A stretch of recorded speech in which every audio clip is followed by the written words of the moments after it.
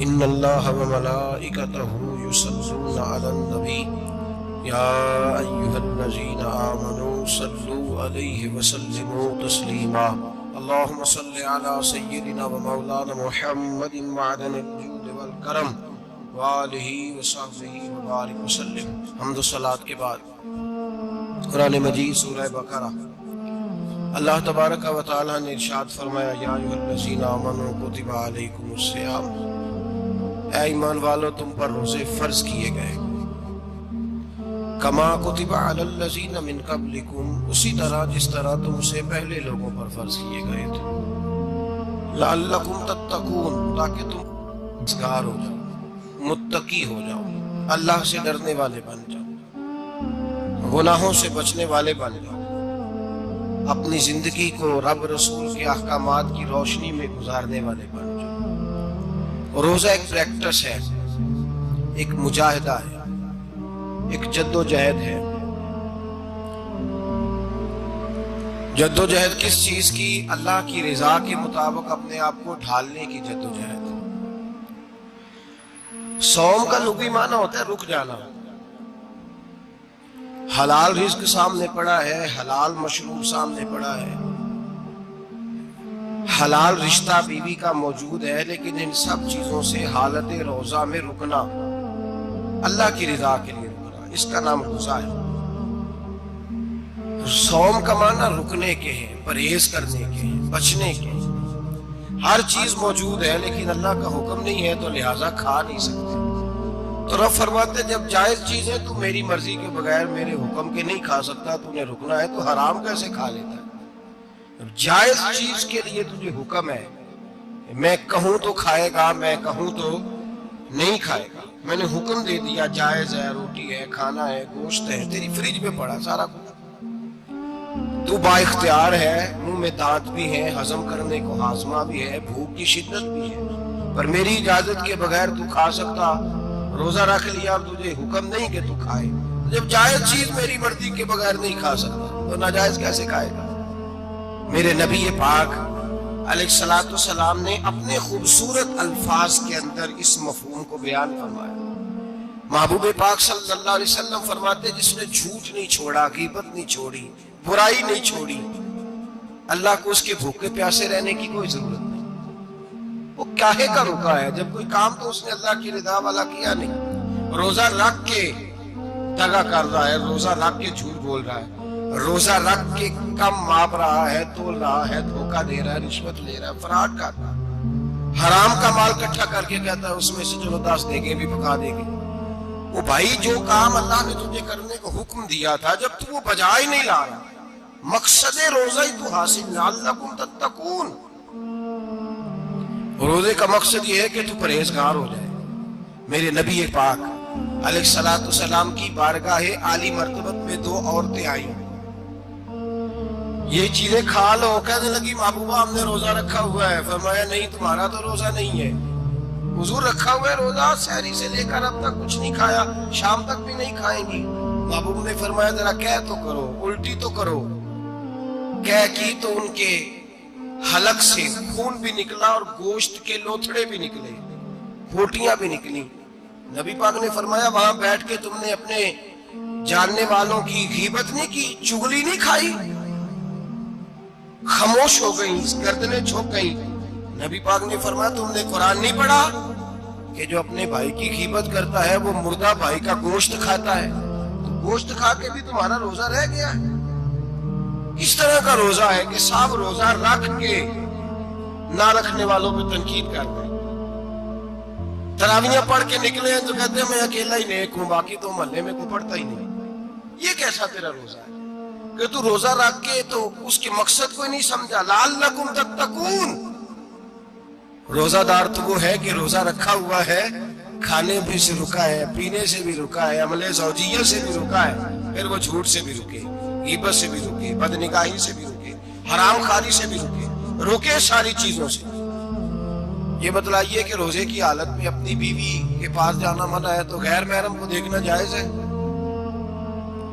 ہمارے T V پہ میں نے پہلے بھی کہا تھا کہ ہم ٹھیکیدار اور ذمہ دار نہیں ہیں مذہب کے، یہاں ہمارے آنے سے پہلے بھی کوئی بیٹھا تھا، ہم مریں گے تو یہاں ہم سے بڑے بڑے نیک لوگ بیٹھے ہیں، کوئی بندہ ذمہ دار نہیں ہے، بڑے بڑے کج کلا صاحب جبہ و دستار، بڑے بڑے صاحب بصیرت، آئمہ، فقہاء، علماء، زعماء، نقباء، صوفیاء، اولیاء، غوث، کتب، ابدال، اوتاد، کتب الاقطاب، جانے کون کون آئے، علماء آئے، مفسرین آئے، محدثین آئے، گزر گئے۔ ہم تو خاک نشین لوگ ہیں، تھوڑا کام کرنے والے، تھوڑی صلاحیت رکھنے والے، لیکن بھائی اگر کرتے ہیں تو ایک کام کرتے ہیں، ساتھ دوسرا نہیں کرتے۔ یہ کس طرح کا دین سکھانے لوگ نکلے کہ شوال سے لے کر شعبان تک گانا سنایا جائے گا، شعبان سے لے کر شوال تک ناچ گانا کیا جائے گا، شوال سے لے کر شعبان تک دھما چوکڑی ہوگی، رمضان آئے گا تو حدیثیں سنائی جائیں گی، رمضان آئے گا تو لوگوں کو قرآن پڑھ کے سنایا جائے گا۔ یہ مذہب باج نہیں ہے کہ گویے مذہب سکھائیں گے، ایکٹر مذہب سکھائیں گے، یہ مذہب باج نہیں ہے کہ ایک گلاس کے اندر پہلے شراب پی لو، پھر اسی گلاس میں رمضان آئے تو شہد بانٹنا شروع کر دو، یہ باج نہیں، یہ میرے رسول اللہ کا مذہب ہے۔ اگر تمہیں شوق ہے دین سیکھنے سکھانے کا، یکم رمضان کو توبہ کرو اور کہو کہ ہم ٹی وی پہ بیٹھ کے حدیثیں سنائیں گے تو سارا سال سنائیں گے، اور جس زبان سے حدیث نکلے گی پھر اس سے کبھی گندا گانا نہیں نکلے گا، پھر کبھی ناچ گانا نہیں ہوگا۔ یہ کون سا مذہب ہے جو بیویاں سکھا رہی ہیں؟ یہ کون سا دین ہے جو عورتیں سکھا رہی ہیں؟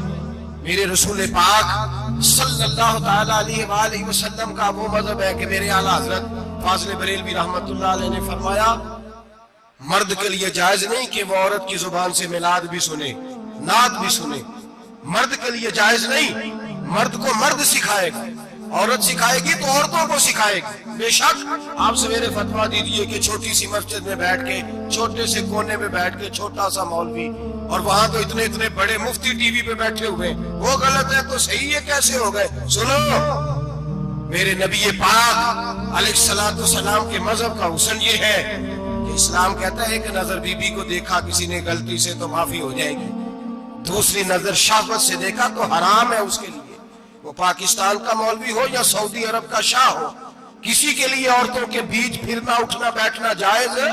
میرے نبی پاک صلی اللہ تعالیٰ علیہ وسلم نے فرمایا ہے میں عورتوں سے مصافحہ کرنے نہیں آیا، اور میرے نبی پاک صلی اللہ علیہ وسلم نے فرمایا ہے، حضور فرماتے ہیں لیکن کتا بالکل ناپاک نہیں ہوتا، کتے کا تھوک ناپاک ہوتا ہے، یا کتا گیلا ہو جائے تو ناپاک ہوتا ہے، لیکن خنزیر سارا ناپاک ہوتا ہے، کل ناپاک ہے خنزیر۔ نبی پاک نے فرمایا خنزیر بھی ہو اور گند میں لتھڑا ہوا بھی ہو، پیشاب میں لتھڑا ہوا ہو، گوبر میں لتھڑا ہوا ہو، پخانے اور فضلے میں لتھڑا ہوا خنزیر ہو، اس کا جسم تیرے ساتھ ٹکرا جائے تو اتنا برا نہیں جتنا غیر محرم عورت کا وجود تیرے ساتھ ٹکرا جائے تو برا ہے۔ اس حد تک میرے نبی پاک صلی اللہ علیہ وسلم اور گنبد کے معاملے میں فتویٰ دینے والے، یا رسول اللہ کہنے پر کفر کا فتویٰ دینے والے اور بڑی بڑی باتیں کرنے والے خاموش کیوں ہو گئے؟ یا ایھا الذین آمنوا لا تتخذوا اليہود والنصارى اولیاء، اللہ فرماتا ہے یہودیوں اور عیسائیوں کو دوست نہ بناؤ، یہ تمہارے دوست ہو سکتے ہیں، یہ تمہارے سجن ہو سکتے ہیں؟ جب عرش کا مالک کہہ رہے سجن نہیں ہو سکتے تو دوستی کی بات کیسے بڑھا رہا ہے؟ یا رسول اللہ ہمارے سجن کون ہو سکتے ہیں؟ فرمایا تمہارا دوست وہ ہو سکتا ہے جو محمد عربی کا غلامی کرنے والا ہو، جو رسول اللہ کی نوکری کرنا ہو، دوست ہوگا۔ دوسرا دوست ہو سکتا کوئی ایکٹر مذہب نہیں سکھائے گا، کوئی گویہ مذہب نہیں سکھائے گا۔ حضرت جناب سیدنا جنید بغدادی، بغداد کے پیر سے کسی نے پوچھا تھا آج سے 1100-1200 سال پہلے، وہ تو زمانہ ویسے نیکی اور پرہیزگاری کا تھا، کہا بابا جی مرد اور عورت نیک ہو، بغیر پردے کے، بغیر حجاب کے، بغیر دیوار کے بیٹھ کر ایک دوسرے کو دین سکھا سکتے ہیں؟ حضرت صاحب بتائیے، مرد اور عورت نیک ہو تو بغیر پردے اور حجاب کے ایک دوسرے کو دین سکھا سکتے ہیں؟ حضرت جنید بغدادی فرمانے لگے سکھانے والا حسن بصری ہو اور سیکھنے والی رابعہ بصری ہو تو پھر بھی بغیر پردے کے بیٹھنے کی اجازت نہیں، تو مفتی صاحب کو اجازت کس نے دی؟ مولانا صاحب کو اجازت کس نے دی؟ بڑا وہ نہیں ہوتا جو ٹی وی پہ زیادہ آتا ہے، بڑا وہ ہوتا ہے جو رسول اللہ کے دین پہ عمل زیادہ کرتا ہے۔ حضرت عبداللہ ابن مسعود رضی اللہ تعالیٰ عنہ فرماتے ہیں زیادہ باتیں کرنے والا عالم نہیں ہوتا۔ حضور پھر عالم کون ہوتا ہے؟ فرمایا پڑھو قرآن، انما یخشی اللہ من عبادہ العلماء۔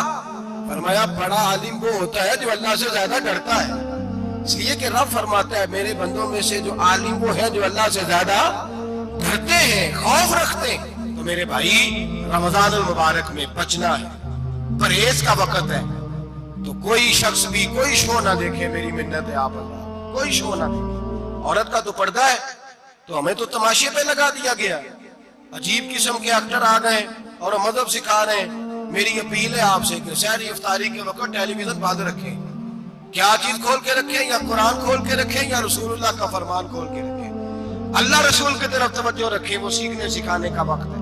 چھوڑے گویوں سے دین سیکھا جائے گا، ہمیں کوئی شکوا نہیں ہے، پکی توبہ کریں، سویرے آئیں آ کے دین سکھائیں۔ اور میں ان سے بھی اپیل کروں گا کہ آؤ دین سکھاؤ۔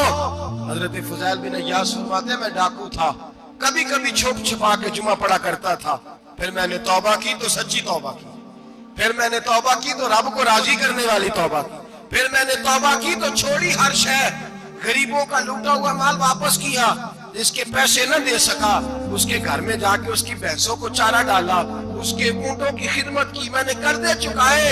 فرمایا میں سچی توبہ کر کے مسجد آیا، جس خطیب کے پیچھے میں جمعہ پڑھا کرتا تھا وہ میرے ہاتھ میں بیعت کر کے مرید ہو گیا۔ اللہ تبارک و تعالیٰ نے اپنے بندوں کے دل میری طرف پھیر دیے، پھر تمہیں اس میں انعام دینے کی ضرورت نہیں پڑے گی، پھر تم کٹیا نشین بن کے بھی دین پھیلاؤ گے تو اللہ اس میں تاثیر پیدا فرما دے گا۔ تو روزے کا معنی رکنا ہے، روزے کا معنی بولیے، روزے کا معنی رکنا، کس سے؟ جھوٹ سے، غیبت سے، بدی سے، بد نگاہی، کھانے پینے۔ روزہ کس پہ فرض ہے؟ امیروں پہ کہ غریبوں پہ؟ جی کہنے نے میں تو کام ہی میرا تو کام ہی محنت مزدوری والا، میں کیسے روزہ رکھوں؟ میں تو دیہڑی لگاتا ہوں تو روزہ کیسے رکھوں؟ میں نے نہیں کسی حدیث میں پڑھا کہ روزہ وہ رکھے جو دفتر میں بیٹھتا ہے۔ صحابہ کے زمانے میں تو دفتر ہوتے ہی نہیں تھے، کسی جگہ نہیں لکھا ہوا روزہ وہ رکھے گا جو اے سی میں بیٹھتا ہے، تب تو اے سی تھے ہی نہیں۔ حضرت ابوبکر صدیق رضی اللہ تعالیٰ عنہ سے لے کر جناب بلال تک سارے اپنے ہاتھ سے کام کرتے، سارے اپنے ہاتھ سے کام کرتے، سارے۔ حضرت عمر فاروق رضی اللہ تعالیٰ عنہ خلیفہ وقت ہونے کے باوجود مال غنیمت کے اونٹ چرنے جاتے تھے تو چراگاہ میں چھوڑنے بھی جاتے تھے، لینے بھی آتے تھے واپس۔ سارے لوگ اپنے ہاتھوں سے مشقت والے کام کرتے، حضرت بلال مزدوری کرتے، سلمان فارسی مزدوری کرتے، مقداد مزدوری کرتے، صحابہ مزدوریاں کرتے، روزے رکھتے۔ اور رمضان کے جانے کا وقت ہوتا تو در رسول پہ کھڑے ہو کے عرض کرتے محبوبہ دل نہیں بھرا، دل کرتا ہے کبھی رب سارا سال ہی روزے رکھا کرے، سارا سال رمضان دے تو ہم سارا سال روزے رکھنے کو تیار ہیں۔ جذبہ تھا، طاقت تھی، ہمت تھی۔ آج نوجوان لڑکا ہے کہتا ہے مجھ سے بھوک برداشت نہیں ہوتی۔ میرے بھائی رب بیماری لا دینا، اللہ سے دعا مانگے اللہ شفا عطا فرمائے، اور دعا کرے اللہ آزمائش سے محفوظ فرمائے۔ آپ یقین کریں میں نے لوگوں کو دیکھا ہے حلق سے قطرہ نہیں اترتا، خوراک کی نالی لگی ہوئی، اعلیٰ غذائیں پکی ہوئی پڑی ہے، عرش کا مالک کہتا ہے میں تیرے حلق سے گزرنے نہیں دوں گا، قانون بن گیا۔ میں نے دیکھا ہے ڈرپ پہ لوگ زندہ ہے، بوتل لگی ہوئی ہے گلوکوز کی، گزارا چل رہا، اعلیٰ غذائیں پڑی ہیں، لاکھوں روپیہ تجوری میں پڑا ہے۔ مالک کہتا ہے تو نہیں کھا سکتا تو وہ کھانے نہیں دیتا، نہیں کھانے دیتا۔ ایک شخص یورپ کے علاقے کا، میں کسی کالم نویس کا پڑھ رہا تھا، وہ کہتا ہے میری کھربوں میں جائیداد ہے لیکن میرے معدے میں ایسی تکلیف ہے کہ میں آٹے کو چھان کر جو اوپر سے پورا نکلتا ہے صرف وہ کھا سکتا ہوں، اس کے علاوہ میں کائنات کی کوئی نعمت کھا نہیں سکتا۔ اور میرے بھائی وہ جب چاہے تو بڑے بڑے کھانے کھانے سے تجھے روک دے، تیرے دانت چبانے کے قابل نہ رہے، زبان نگلنے کے قابل نہ رہے، معدہ تیرا ہضم کرنے کے قابل نہ رہے، وہ جب چاہے تو جو مرضی کر لے۔ وہ کہتا چل تو میری مرضی پہ چلنا، ایک مہینہ میرے کہنے پہ نہ کھا، ایک مہینہ میرے کہنے پہ نہ کھا، تو یا اللہ تو کیا کرے گا؟ فرمایا صوموا فصحوا، میرے نبی پاک نے فرمایا تم روزے رکھو اللہ تمہیں صحت عطا فرما دے گا، اللہ تندرستیاں دے دے گا، شفائیں دے دے گا۔ تم روزے رکھو اللہ تمہیں، سبحان اللہ، اللہ تمہیں اللہ طاقت دیتا ہے، ہمت دیتا ہے، اللہ ہمت دیتا ہے۔ میں نے دیکھا ہے، میں نے بزرگوں کو دیکھا ہے، ضعیف لوگوں کو دیکھا ہے، کمزور لوگوں کو دیکھا ہے، میں نے دیکھا ہے روزے رکھتے ہوئے، مزدوروں کو دیکھا ہے روزے رکھتے ہوئے۔ میں اپنے ابا جی کو کہتا، ابا جی اتنی سخت گرمی اور مزدوری آپ کرتے اور مزدوری کے عالم میں روزہ رکھتے، تو کہتے پتر روزہ کی آندا ہے، روزہ کدوں کو جاندا ہے، روزہ اپنی جگہ تے مزدوری اپنی جگہ تے۔ اور کئی دفعہ میں فرمان لگے، میں یار سمجھ کو نہیں لگتی، پتہ نہیں روزے چلا طاقت کتوں دے چڑھتا ہے، نہیں زیادہ کام بھی زیادہ کریدا ہے تے روزہ بھی رکھ بھائی۔ صوم تسخو میرے مصطفیٰ نے فرمایا تو روزہ رکھ، اللہ تجھے صحت عطا فرما دے گا۔ رب تعالیٰ تجھے، یہاں ہوٹل کھلے ہوئے ہیں،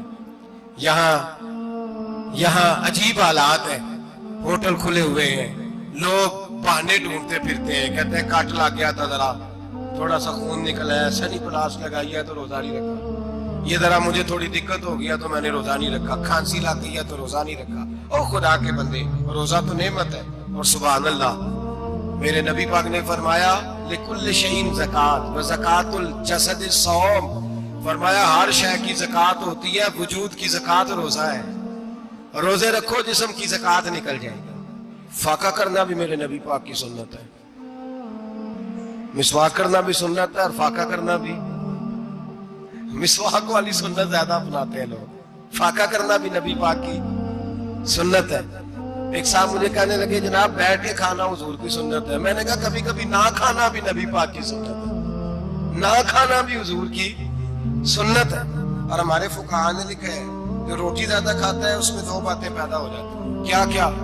ایک بولتا زیادہ ہے، دوسرا سوتا زیادہ ہے، غافل ہو جاتا ہے۔ فقہ اور حکیم اطباء ڈاکٹر کہتے ہیں کہ پیٹ خالی رہے نا جس آدمی کا، اس کا حافظہ مضبوط ہوتا ہے، اس کے ذہن کی گرہ کھلتی ہے۔ زیادہ کھانے سے تو خماری چڑھتی ہے، دماغ ڈھونڈتے پھرنا روٹی کدھر سے آج اچھی ہے، گھر میں نہیں پکی تو ہوٹل چلے جانا، کھانے کے سوا اور کام ہی کوئی نہیں۔ وہ صاحب میرے نبی پاک علیہ السلام نے فرمایا کافر 7 آنتوں سے کھاتا ہے، 7 آنتوں سے، اور فرمایا میرا مومن 1 آنت سے کھاتا ہے، اس کے وجود میں کھانے والی 1 آنت ہے، کافر 7 آنتوں سے کھاتا ہے۔ فاقہ کشی سے نورانیت پیدا ہوتا ہے، کم کھانا۔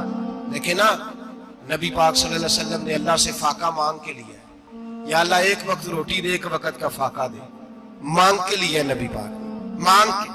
حضرت ابو ہریرہ رضی اللہ تعالیٰ عنہ فرماتے ہیں بھوک زیادہ لگتی تھی نا جب مجھے، تو میں حضرت عمر سے، ابو بکر سے، عثمان مولا علی سے کوئی مسئلہ پوچھ لیتا تھا، اور جب میں مسئلہ پوچھتا تھا تو وہ مجھے روٹی کھلا دیتے تھے۔ جب میں ان سے مسئلہ پوچھتا تو وہ مجھے، حضرت ابو ہریرہ فرماتے ہیں مجھے بھوک لگی، میں حضرت عمر کے پاس گیا، ان سے مسئلہ پوچھا، ان کا رواج تھا جب میں مسئلہ پوچھتا تو پہلے روٹی کھلاتے۔ ہمارے بزرگ یہ فرماتے ہیں کہ کھانے کھلا کے دین پڑھاؤ، صرف تمہارا کتب خانہ نہیں کھلا ہونا چاہیے، تمہارا دسترخوان بھی کھلا ہونا چاہیے۔ کسی نے نبی پاک صلی اللہ علیہ وسلم سے پوچھا تھا بہترین مسلمان کون ہے؟ حضور نے فرمایا جو سلام لینے میں پہل کرے اور روٹی زیادہ کھلائے، جو روٹی ہر وقت فکر کرے آ یار تو روٹی کھا لے، روٹی کھانے کی طرف توجہ دلائے۔ کھلانا سنت ہے، زیادہ کھانا اس میں بھی فرق رکھے۔ تو نبی پاک صلی اللہ علیہ وسلم کے صحابی حضرت ابو ہریرہ رضی اللہ تعالیٰ عنہ فرماتے ہیں میں نے حضرت عمر سے مسئلہ پوچھا، میں نے کہا حضور مسئلہ بتائیں، تو کہتے پہلے ان کی عادت تھی جب میں مسئلہ پوچھتا تو روٹی بھی کھلاتے، آج انہوں نے مسئلہ ہی بتایا ہے، روٹی کوئی نہیں کھلائی۔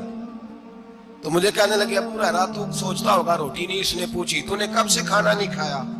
میں نے کہا صبح سے۔ تو جناب عمر کہنے لگے میں نے کل صبح سے نہیں کھایا۔ چل ابو بکر صدیق کے گھر مسئلہ پوچھتے، کہتے جناب صدیق اکبر کے دروازے پہ گئے، جا کر کے ان سے مسئلہ پوچھا۔ ان کی بھی عادت تھی جب کوئی مسئلہ پوچھنے جاتے تو دسترخوان بچھا لیتے، کہتے آؤ روٹی بھی کھلاتا ہوں مسئلے بھی بتاتا ہوں۔ کہتے ہیں گئے تو انہوں نے بھی مسئلہ بتایا، روٹی کوئی نہ پوچھی۔ تو کہنے لگے عمر ابو ہریرہ تم لوگوں نے کل پرسوں سے نہیں نہ کھایا ہوگا، اور ابو بکر کو 4 دن گزر گئے ہیں، تھوڑا سا دودھ ملا ہے یا کھجور ملی ہے، روٹی کوئی نہیں ملی، چلو در رسول پہ چلتے ہیں، آؤ حضور کی بارگاہ۔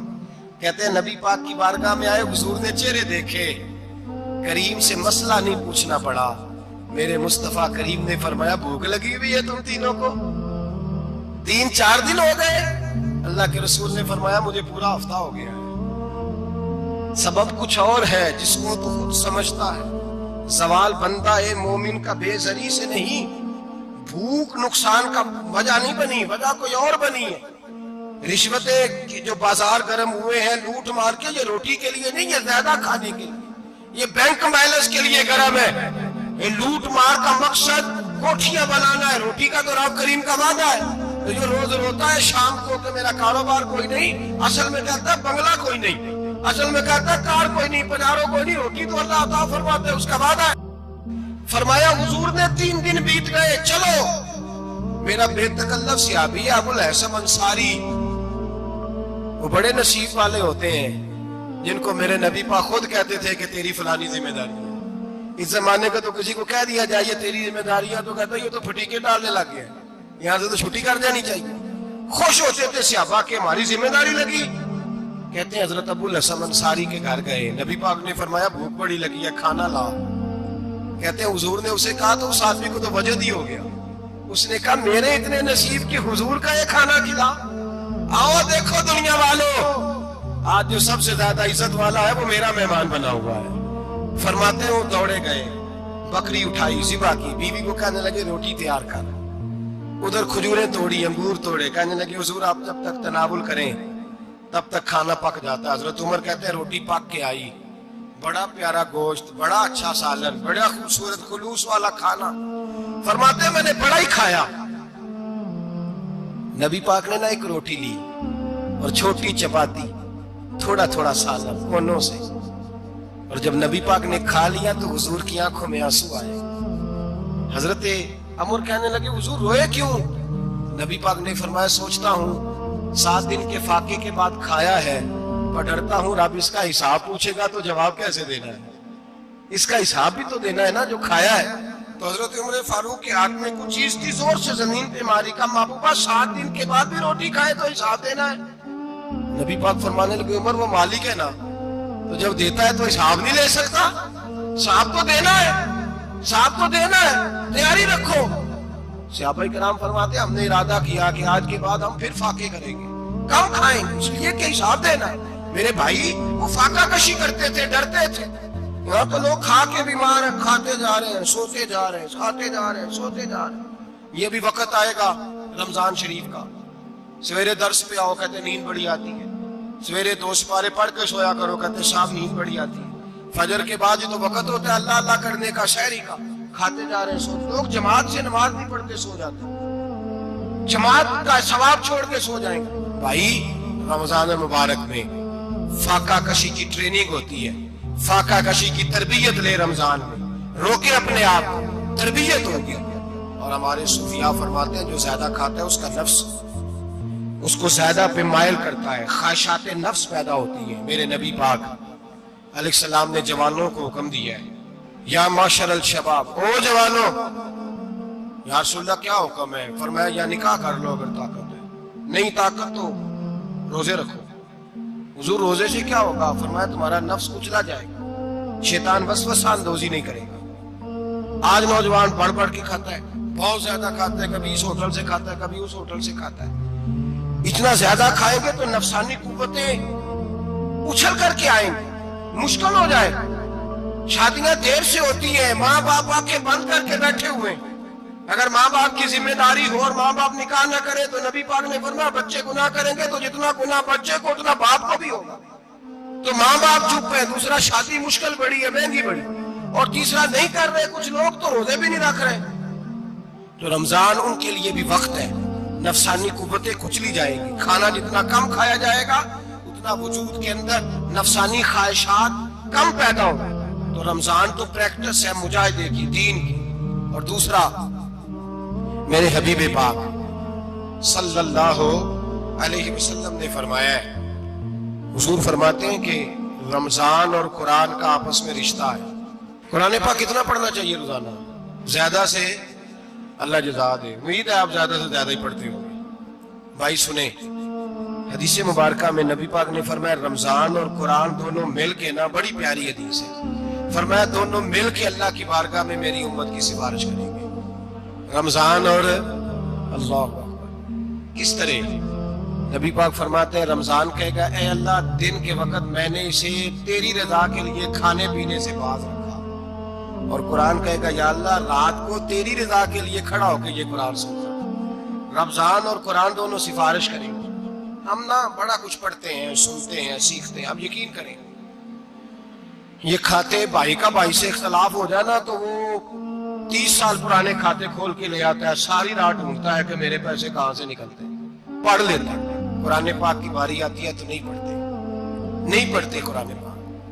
ابا جی کا ختم ہوتا ہے تو مانگتے پھرتے ہیں، کہتے 2 قرآن پاک 10 قرآن پاک. یہ باتیں بتانی نہیں چاہیے، کرنی نہیں چاہیے، لیکن چونکہ تربیت کے لیے بیٹھا ہوں تو کر دیتا ہوں. میرے شاگردوں سے پوچھیں، یہاں مدرسہ ہے الحمدللہ، درجنوں طلباء ہیں، اساتذہ ہیں، میرے پیر بھائی ہیں، اور میرا یہ دعویٰ ہے کہ شاید کوئی کسی سے اتنا پیار کرتا اور اتنے میرے شاگرد اور مرید مجھ سے کرتے ہیں. لیکن میں نے کبھی کسی سے نہیں کہا کہ ذرا سورۃ فاتحہ پڑھ کے دینا، میں نے اپنے ابا جی کو ثواب دینا ہے. پوچھنے کسی سے نہیں کبھی کہا. کبھی نہیں میں نے کہا کہ ذرا مجھے تھوڑا سا قرآن پڑھ دیں. میں اس کو ناجائز نہیں کہتا، پڑھوانا چاہیے، لیکن میں اپنے والدین کے لیے کبھی سوال نہیں کرتا کہ مجھے ذرا پڑھ کے دو، میں نے بخشنا ہے. اس لیے کہ میں نے ذاتی طور پہ روٹین بنائی ہے. میں سمجھتا ہوں کہ کائنات کے اندر میرے اوپر جن لوگوں نے احسان کی ان میں سب سے زیادہ حصہ میرے ماں باپ کا ہے. میں سمجھتا ہوں اس بات کتنا نالائق ہوں میں کہ میں ایک مہینے میں ایک قرآن پاک بھی پڑھ کے ان کی روح کو احسان نہیں کر سکتا. میرا یہ طریقہ ہے ذاتی، میں قدغن نہیں لگاتا، میرا ذاتی طریقہ ہے. الحمد سے شروع کرو اور 2 سورتیں چھوڑ کے قرآن پاک ختم کر دو آخری، اور پھر فلق اور ناس صورتیں ساتھ لے جاؤ. یہاں بیٹھ کے سال ثواب نہیں کرنا، ختم نہیں دلانا، ساتھ لے جاؤ، قبر پہ کھڑے ہو جاؤ اور فلق اور ناس صورتیں قبر پہ بیٹھ کے تلاوت کرو. اور جو قرآن مجید پڑھا ہے ان کی روح کو وہاں احسال کرو. او بھائی، اولاد جب ماں باپ کے لیے پڑھتی ہے تو اسے کہنا نہیں پڑتا اللہ بخش دے، اس لیے کہ اولاد کی نیکیاں خود بخود ماں باپ کے کھاتے میں جمع ہوتی ہیں، خود نیکیاں جمع ہوتی ہیں. میرے بھائی تو بچوں سے یہ تو مطالبہ کرتا ہے کہ بیٹا اس سال رمضان المبارک میں میرے لیے ستو ضرور بنانا، فلانی چٹنی ضرور تیار کرنا. یہ کیوں نہیں کہتا بیوی سے کہ ڈشیں کم بنانا، تو بھی بیٹھ کے قرآن پاک پڑھ، میں بھی قرآن پاک پڑھتا ہوں. ادھر آؤ بیٹا یہاں بیٹھ کے تلاوت کرو، میں بھی کرتا ہوں. بیٹی ادھر آؤ بیٹھ کے قرآن پاک پڑھو. کتنا وقت لگتا ہے؟ حافظ اور قاری اور علماء اگر پڑھے تو 20-25 منٹ لگتے ہیں قرآن پاک کا سپارہ پڑھنے، اور اٹک اٹک کے پڑھنے والا بھی پڑھے تو 1 گھنٹہ لگ جائے گا. اور میرے نبی پاک صلی اللہ علیہ وسلم نے فرمایا جو قرآن پڑھتے ہوئے اٹکتا ہے اللہ اسے ڈبل ثواب عطا فرماتا ہے. فرمایا جو زبانی پڑھے سنگل ثواب، جو دیکھ کے پڑھے اسے ڈبل ثواب. حضور کیوں؟ فرمایا اس لیے کہ میرا قرآن دیکھنے پہ بھی اللہ ثواب عطا فرماتا ہے. قرآن دیکھنے پہ بھی اللہ ثواب دیتا ہے، دیکھنے کا بھی ثواب ہے. رمضان شریف میں قرآن پاک پڑھے، کھول کے پڑھے. اور میرے بھائی اگر تیرا بچہ پڑھے، اگر تیری بیٹی پڑھے، کائنات کا خوش نصیب باپ وہ ہے کہ بیٹا قرآن پڑھے، چاہے ناظرہ ہی پڑھے. جس کی بیٹی پڑھے، زندگی میں انہیں اس کام پہ لگا جاؤ، مرنے کے بعد بھی پڑھیں گے. امام جلال الدین سیوطی شافعی رحمت اللہ علیہ فرماتے حضرت عیسیٰ قبر کے پاس سے گزرے، قبر پہ عذاب ہو رہا تھا، اللہ کا غضب برس رہا تھا. جناب عیسیٰ استغفار پڑھتے ڈرتے گزر گئے. تھوڑی دیر کے بعد، چند گھنٹوں کے بعد گزرے تو اسی قبر پہ پھول کھلے ہوئے تھے، رحمت برس رہی تھی. حضرت عیسیٰ علیہ السلام عرض کرنے لگے مولا تو بے نیاز ہے، میری طاقت نہیں تیرے کاموں میں بولنے کی، پر ابھی تو یہاں عذاب ہو رہا تھا، ابھی رحمت برس رہی ہے. جناب عیسیٰ کہتے ہیں آواز خدا بندی آئی، عیسیٰ بندہ بڑا گناہگار تھا، پاپی تھا، مجرم تھا، خطا کار تھا، لیکن جب اس کا انتقال ہوا، اس کی بیوی حاملہ تھی، اس کے پیٹ میں بچہ تھا، بچہ اس کے انتقال کے بعد پیدا ہوا. آج وہ 4-4.5 سال کا ہوا ہے، مکتب میں گیا ہے، مدرسہ میں گیا ہے، استاد نے بسم اللہ شریف پڑھائی ہے. فرمایا اس نے توتلی زبان سے کہا ہے بسم اللہ الرحمن الرحیم کا ایسا مجھے بتلا. اس زمین پر وہ معصوم جسے ابھی رحمان اور رحیم کہنا نہیں آتا، وہ توتلی زبان سے مجھے رحمان اور رحیم کہے اور میں اسی زمین پہ اس کے باپ کو عذاب دوں. فرمایا اس نے ایک بار رحمان اور رحیم کہا ہے، میں نے اس کی باپ کی قبر کو نور سے معمور فرما دیا ہے، نور سے بھر دی ہے قبر، برکت سے بھر دی ہے. اللہ کرے میرے بیٹے بھی قرآن پڑھے، اللہ کرے میری بیٹیاں بھی قرآن پڑھے، اللہ کرے ہم سب کی اولادیں قرآن پاک پڑھے. لیکن امام اعظم ابو حنیفہ رمضان میں 61 قرآن پاک پڑھتے تھے. कितने? 60 टेक अल्लाहु अकबर। एक कुरान पाक दिन में पढ़ते पूरा, एक रात को पढ़ते, एक तरावी में पढ़ते, 61 कुरान पाक इमाम साहब पढ़ते। आप फरमाते मैंने छोड़ दिए सारे वजीफे, मैं सिर्फ रसूलुल्लाह का कुरान पढ़ता हूँ। रमजान सारा कुरान पाक, सारा रमजान। अब तो आदत ही नहीं रही हमें कुरान पाक। अगर लोग नाराज ना हो तो महफिल नात होती है तो तिलावतें कितनी होती हैं, और नाते हमने ज़ौक़ ही नहीं बनाया, ज़ौक़ ही नहीं बनाया हमने तिलावत कुरान का।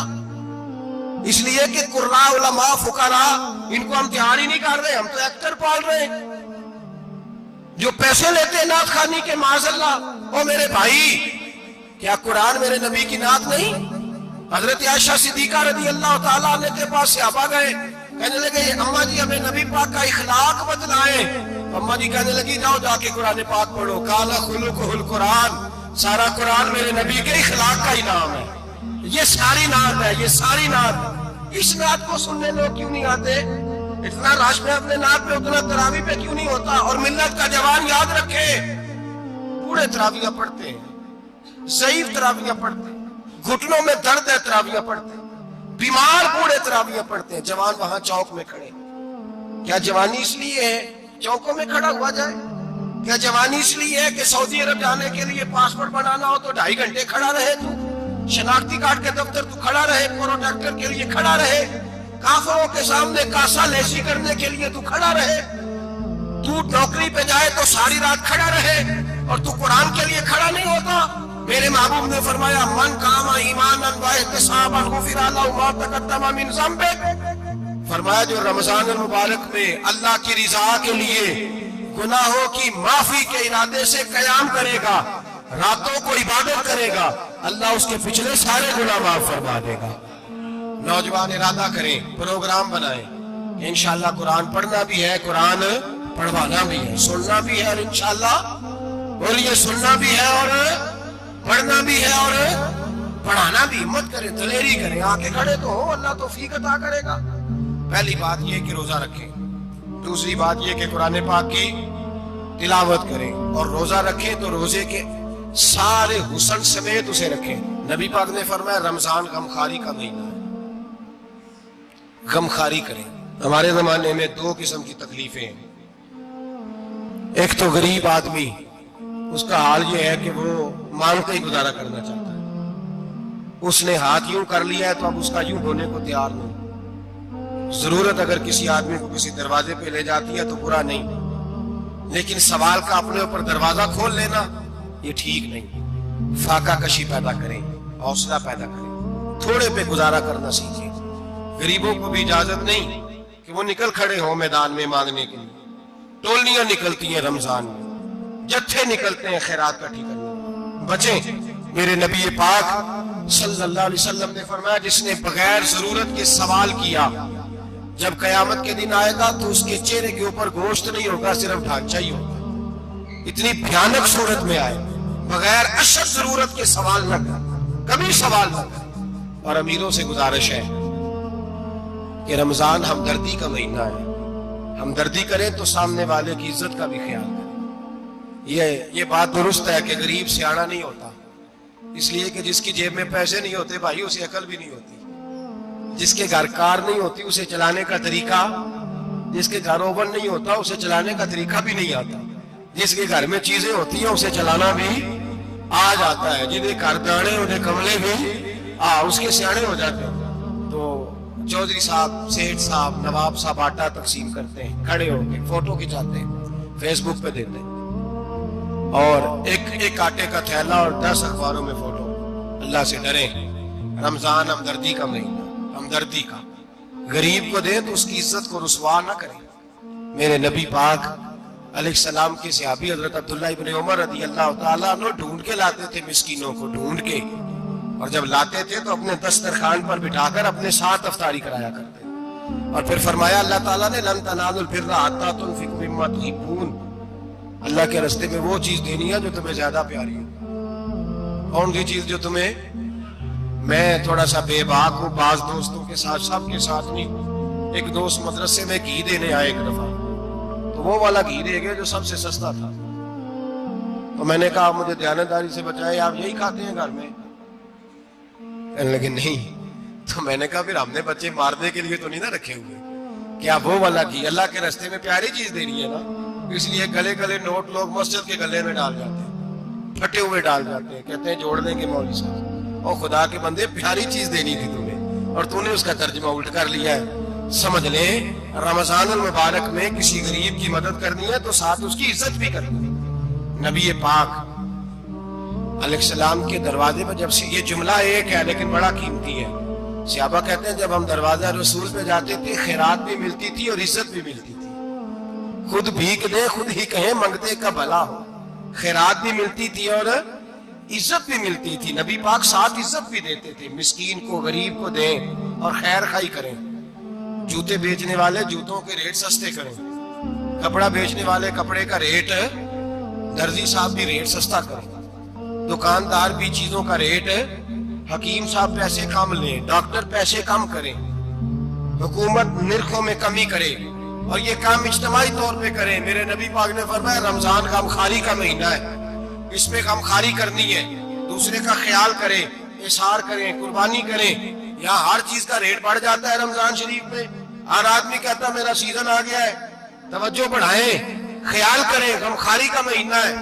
اور پھر آپ لوگوں سے یہ بھی گزارش ہے کہ رمضان المبارک کا جب مہینہ آئے تو جس آدمی کے ساتھ نیکی کرنی ہے وقت پہ کریں، کسی غریب کو پیسے دینے ہیں، کپڑے دینے ہیں تو یکم رمضان کو دیں۔ میں اکثر دوستوں سے پوچھتا ہوں، میں کہتا ہوں قاری صاحب نو جوڑا کدو دیندے ہو؟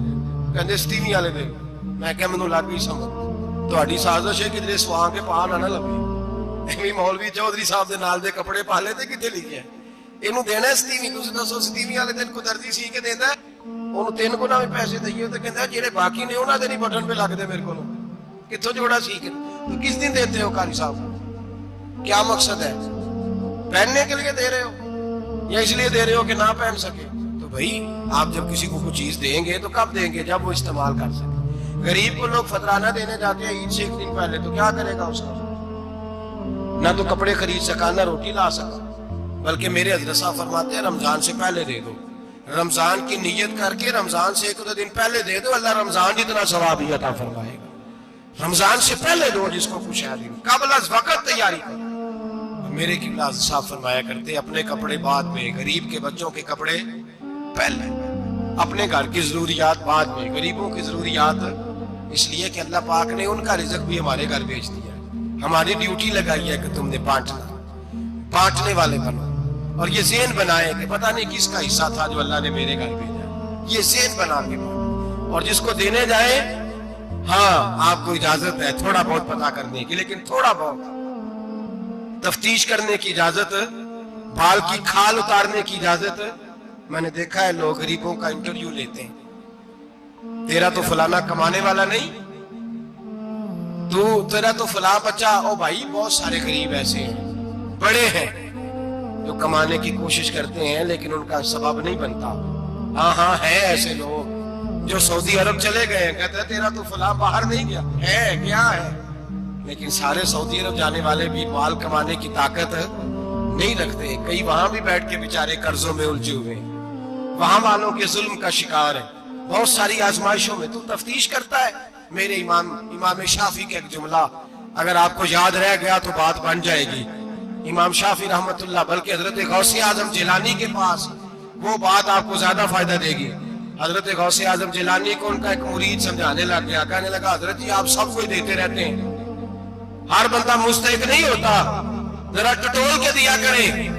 تو غوث اعظم جیلانی فرمانے لگے بھائی مجھے تو لگتا ہے تو بھی ان چیزوں کا مستحق نہیں تھا جو اللہ نے تجھے عطا کر دی ہے، پہلے تو بتا تو مستحق تھا، تجھے اپنی حیثیت اوقات کا پتہ ہے جو اللہ نے تجھے دے دی ہے، طاقت تھی، کوالٹی تھی، تیرے اندر وہ صلاحیت تھی، رب نے تو نہیں تیری تفتیش کی کہ تو قابل ہے کہ نہیں، تو اللہ کے بندوں کی تفتیش کرتا پڑتا ہے۔ امام شافعی فرمایا کرتے، امام شافعی فرماتے رب تجھے پرکھ کے نہیں دیتا، ٹٹول کے نہیں دیتا، رسوا کر کے نہیں دیتا، تو غریبوں کے ساتھ یہ سارا ظلم کیوں کرتا ہے؟ بس پتہ چل گیا وہ ضرورت مند ہے تو دے، اس لیے کہ اجر تجھے غریب نے نہیں دینا، اجر اللہ نے دینا ہے، اور اللہ اجر عمل پہ نہیں دیتا، اللہ تو نیت پہ اجر عطا فرماتا ہے۔ تو نیت دیکھ تیری کس طرح، تو میرے بھائی غریب کو دے قبل از وقت دے، رمضان المبارک میں چوتھا کام، بعد آخری اور چوتھا کام سنیں، رمضان میں دین سیکھیں۔ شیطان قید ہوتا ہے زیادہ سے زیادہ، اور جب آدمیوں کا پیٹ خالی ہوتا ہے نا تو ذہن جو ہوتا ہے نا وہ بھی اس کا فریش ہوتا ہے، اس میں کوشش کریں دین سیکھنے کی۔ میرے نبی کریم صلی اللہ علیہ وسلم نے اس دین کو علم کا دین قرار دیا ہے، شعور کا دین قرار دیا ہے، فہم کا دین قرار دیا ہے۔ نبی پاک صلی اللہ علیہ وسلم نے فرمایا ایک عبادت کرنے والا عشاء کے بعد کھڑا ہو اور فجر تک نماز پڑھتا رہے، ایک عالم دین عشاء پڑھ کے سو جائے اٹھ کے فجر پڑھ لے تو وہ 70 عبادت کرنے والوں کا درجہ زیادہ نہیں، عالم کا درجہ پھر بھی زیادہ ہے، اس عالم دین کا درجہ زیادہ ہے، اس لیے کہ وہ لوگوں کو آگاہی دیتا ہے، شعور بخشتا ہے۔ یہ دین جو ہے یہ، اور نبی پاک صلی اللہ علیہ وسلم نے فرمایا عبادت کرنے والے پر عالم کا درجہ اتنا ہی زیادہ ہے جتنا میرا درجہ اپنے غلاموں پر زیادہ ہے۔ عالم کو حضور نے اتنا بڑا مقام دیا، دین سیکھیں، شعور حاصل کریں، یہ فقاہت کا دین ہے، شعور حاصل کرنے کا دین ہے۔ اور نبی پاک صلی اللہ علیہ وسلم نے فرمایا دین کی ایک بات سیکھ لینا 1000 نفل پڑھنے سے زیادہ درجہ رکھتی ہے، دین کی ایک بات سیکھ لینا 1000 جنازے میں شرکت سے زیادہ درجہ رکھتی ہے، دین کی ایک بات سیکھ لینا، میرے نبی پاک صلی اللہ تعالیٰ علیہ وسلم ارشاد فرماتے 1000 مریض کی عیادت کرنے سے زیادہ درجہ رکھتی ہے۔ فرمایا جس نے رات کے ایک لمحے میں دین کی ایک بات سیکھی اللہ اسے ساری رات عبادت کرنے سے زیادہ ثواب عطا فرمائے گا۔ میرے ایسا فرمایا کرتے جب سیکھنے والے کو یہ ثواب ملے گا تو بتائیے سکھانے والے کو کتنا ثواب ملے گا، اسی اللہ کتنا درد۔ رمضان آ رہا ہے، شیطان قید ہے، دین پھیلانے کی کوشش کریں، جد و جہد کریں۔ بڑی نیند آتی ہے فجر پڑھ کے، لیکن اگر کسی کا ارادہ بن جائے کہ دین سیکھنا بھی ہے اور دین بچوں کو، تو پھر کوئی نیند غلبہ۔ ایک مثال ایک عالم نے سمجھائی، کوئی بزرگ تھے درویش عالم، ان کے پاس ایک عورت آئی، کہنے لگی میں بچوں کو سویرے بڑا جگاتی ہوں، بچے جاگتے نہیں نماز کے لیے۔ بڑا عجیب جواب دیا بزرگوں نے، درویش نے، عالم نے، کہنے لگے بی بی کیوں نہیں جاگتے، جگایا کر، بیدار کیا کر، اٹھایا کر۔ کہنے لگی بڑی جدوجہد کرتی ہوں، اٹھتے نہیں، بیدار نہیں ہوتے۔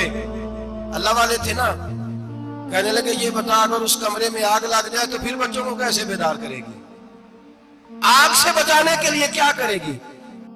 پھر تو بالوں سے پکڑ بھی گھسیٹنا پڑا تو گھسیٹ کے کمرے سے لاؤں گی، پھر تو چوٹیں لگتی ہیں تو لگ جائے، پھر میں پرواہ نہیں کروں گی۔ آپ فرمانے لگے یوں سمجھ لے جہنم کی آگ جل رہی ہے، اگر تیرے بچے نے نماز نہ پڑھی تو آگ لگ جائے گی، اگر اس نے عبادت نہ کی تو اسے آگ، اب جیسے بھی تجھے اٹھانا پڑتا ہے اٹھا گھسیٹ کے باہر لا، لیکن اس کی نماز قضا۔